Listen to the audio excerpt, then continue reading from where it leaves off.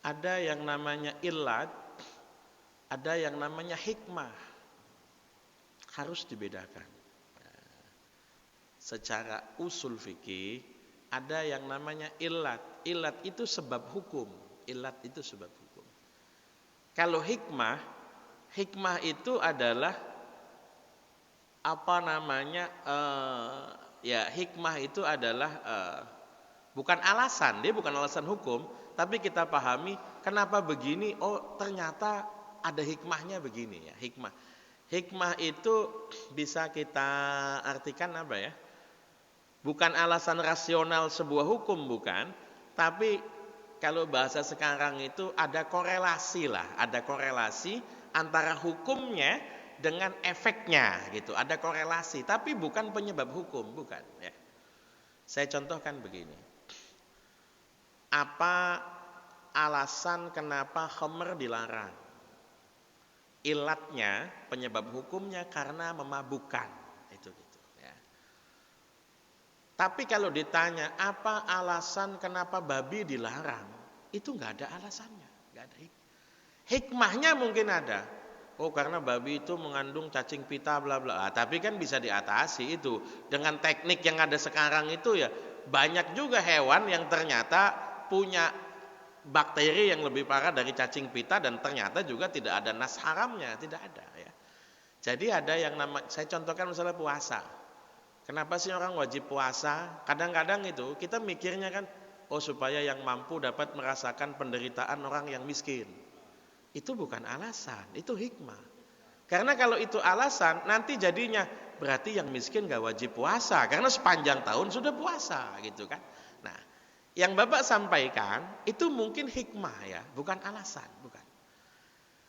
Alasan bahwa haram menikahi mahram itu tidak pernah ada disebut eksplisit alasannya apa, tidak. Al-Quran hanya menyebut mahram itu 3 jalur, ada jalur nasab, ada jalur rodok, ada jalur ada jalur besan, kan begitu, mantu mertua ya. Kalau alasannya adalah karena membawa kode genetik yang sama, ya kalau negatif kan nggak cakep. Tapi kalau positif dua-duanya bukannya malah tambah cakep itu. Ini gennya orang pinter, ketemu sama gennya orang pinter begitu, digabung begini, ya malah double pinter kan gitu mestinya kan gitu kan. Kan kita hanya mikirkan negatifnya. Ini kemungkinan bahwa kode genetik yang sama punya peluang terjadi penyakit keturunan yang sama kan gitu biasanya kan. Itu karena kita mikir negatifnya. Kalau kita mikir positifnya, oh ini berasal dari keluarga yang baik bla bla. Alasannya nas. Ya, jadi tidak pernah disebut alasannya apa. Nas Al-Qur'annya begini. Yang disebut dengan sedara adalah yang punya hubungan satu pihak. Sedara itu.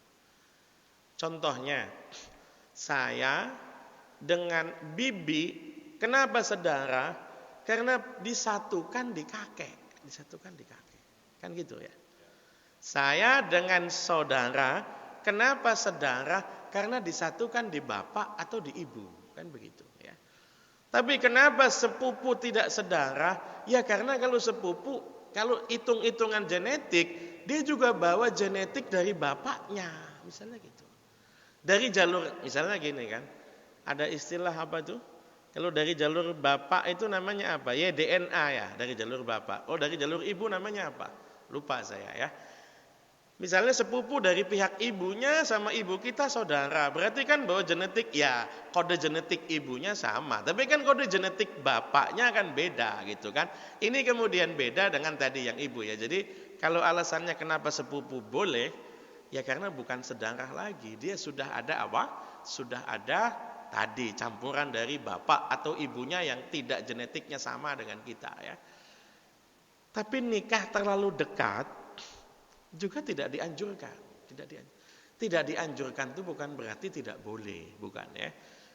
Jadi kalau ditanya akibatnya nanti kalau terjadi perpecahan nanti memutus silaturahim, kalau ini dipakai nanti nggak boleh nikah setetangga itu nggak boleh. Jangan nikah sama tetangga begitu kan.